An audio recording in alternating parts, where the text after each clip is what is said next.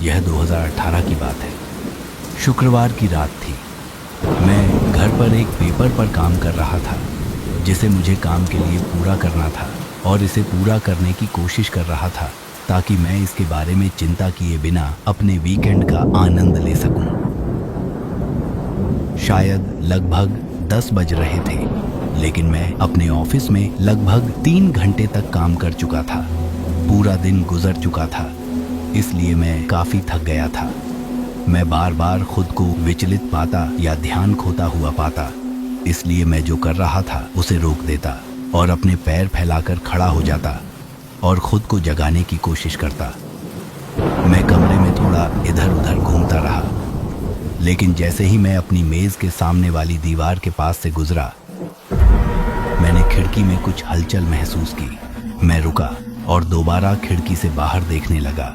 मैं अपने घर की दूसरी मंजिल पर था, लेकिन खिड़की से गैराज और प्रॉपर्टी के सामने के बरामदे का मंजर साफ दिखाई देता था। पहले तो मुझे कुछ दिखाई नहीं दिया, लेकिन बाद में मुझे लगा कि शायद यह बस मेरे दिमाग का खेल है। फिर मैंने फिर से कुछ हलचल देखी। यह एक छाया थी जो बरामदे तक जाने वाले फुटपाथ पर मंडरा रही थी। सामने वाले दरवाजे के बाहर कोई खड़ा था, या कम से कम छाया से तो ऐसा ही लग रहा था।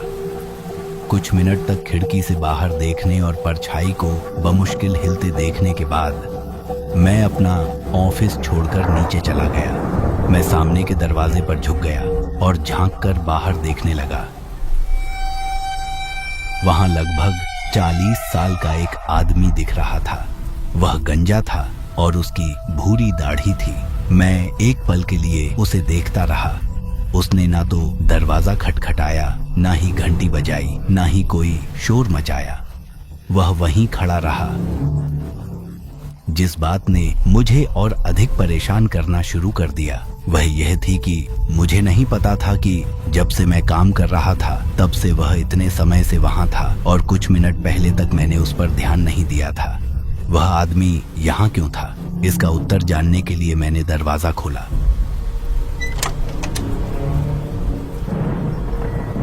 मैं तुरंत अचंभित हो गया क्योंकि वह आदमी जरा भी नहीं हिला। उसका चेहरा वैसा ही बना रहा जैसे पहले था। उसका चेहरा ठंडा था और उसमें कोई भाव नहीं था। आप यहाँ क्या कर रहे हैं? मैंने सख्त लहजे में कहा। वह आदमी मेरी ओर देखता रहा लेकिन कोई जवाब नहीं दिया।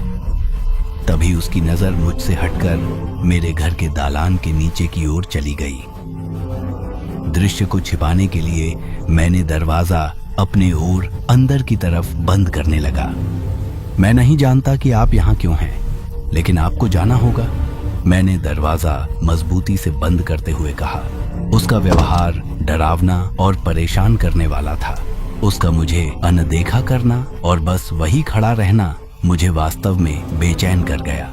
लेकिन फिर मैंने सुना कि उसके कदम बरामदे से बाहर और घर से दूर जाने लगे।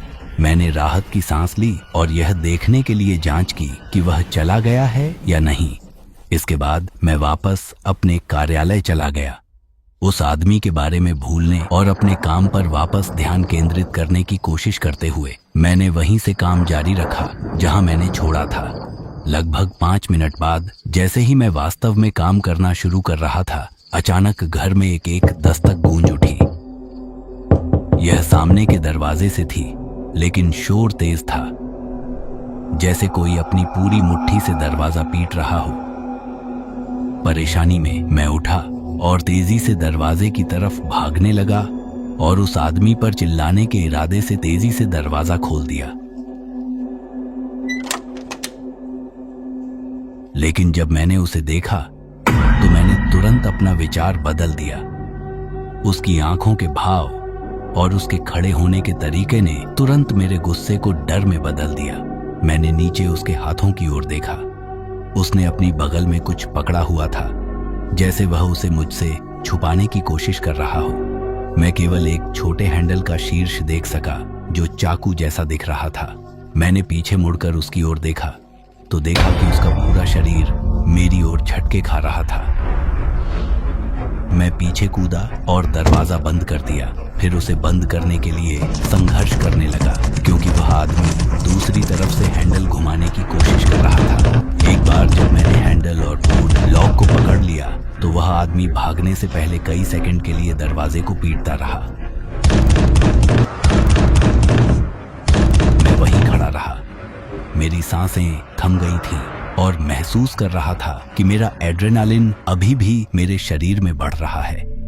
कांपते हुए मैं ऑफिस गया और 911 पर कॉल की। उस आदमी को उसके बाद कभी नहीं देखा गया और उस रात जो हुआ उसका कोई वास्तविक उत्तर कभी नहीं मिला।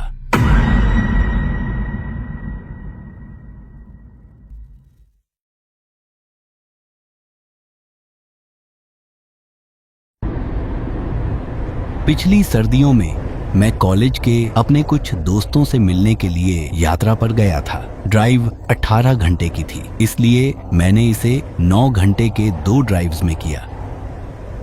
रास्ते में एक एयरबीएनबी पर रुकता था, वापसी में भी यही स्थिति थी, लेकिन मैंने केवल मनोरंजन के लिए इस बार एक अलग एयरबीएनबी बुक किया था। मैंने सोचा कुछ अलग अलग क्षेत्रों और अलग अलग स्थानों को देखना अच्छा रहेगा। वैसे भी भारी बर्फबारी के कारण काफी देरी हो चुकी थी और मैं रात 9 बजे तक शहर नहीं पहुंच पाया।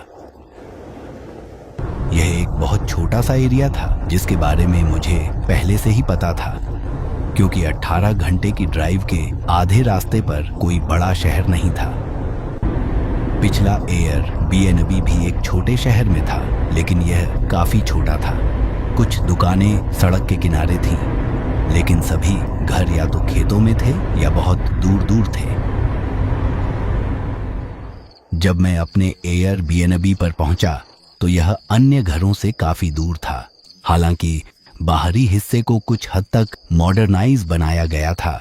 इसमें स्पष्ट रूप से कुछ केबिन स्टाइल फीचर्स थे, लेकिन यह उन सभी अन्य घरों की तुलना में लगभग अनुचित लग रहा था जिन्हें मैं देख सकता था।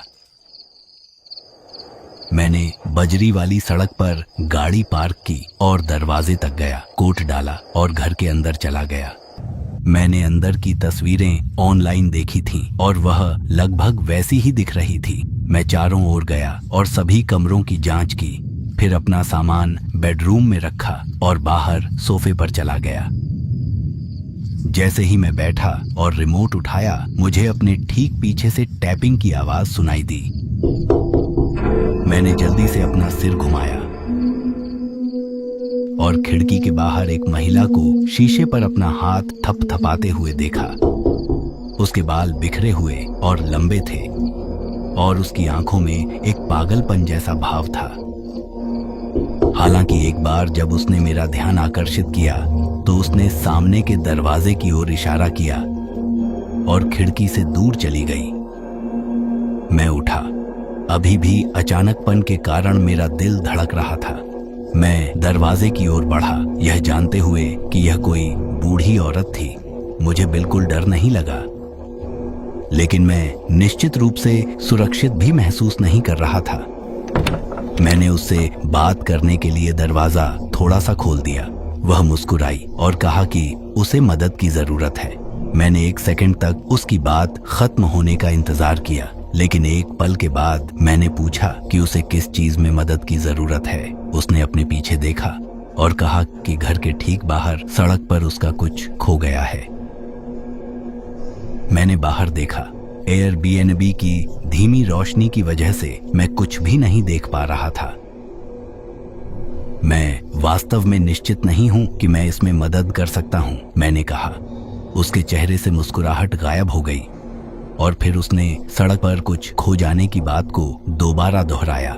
वह फिर से बिल्कुल वही शब्द दर शब्द दोहरा रही थी। हाँ, मुझे पता है। मुझे नहीं लगता कि मैं मदद कर सकता हूँ, क्षमा करें। मैंने दरवाजा बंद करते हुए फिर से कहा। मैंने 1 मिनट तक इंतजार किया, जब तक कि मुझे उसके जाने की आवाज नहीं सुनाई दी। फिर मैं सोफे पर वापस चला गया।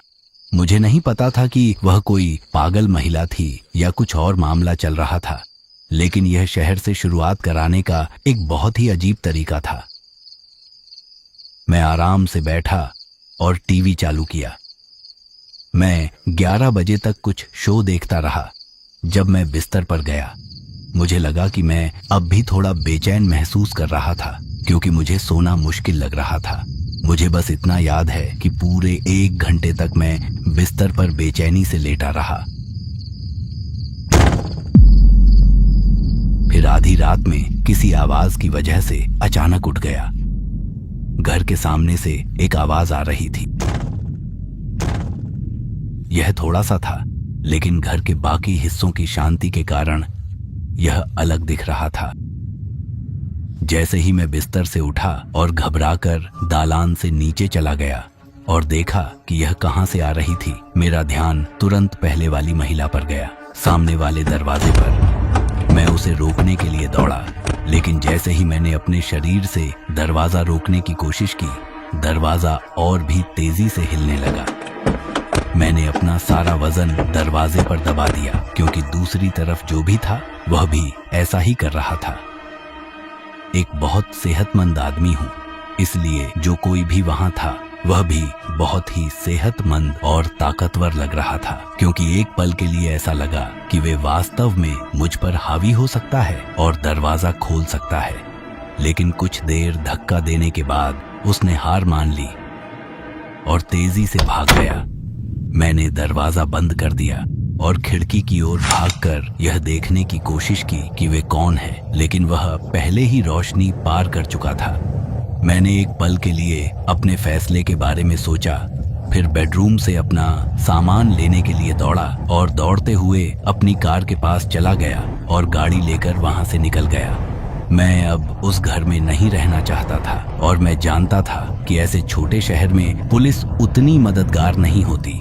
मुझे नहीं पता कि उस दरवाजे के पीछे कौन था, लेकिन मुझे यकीन है कि वह उस रात पहले से ही उस महिला के साथ ही था।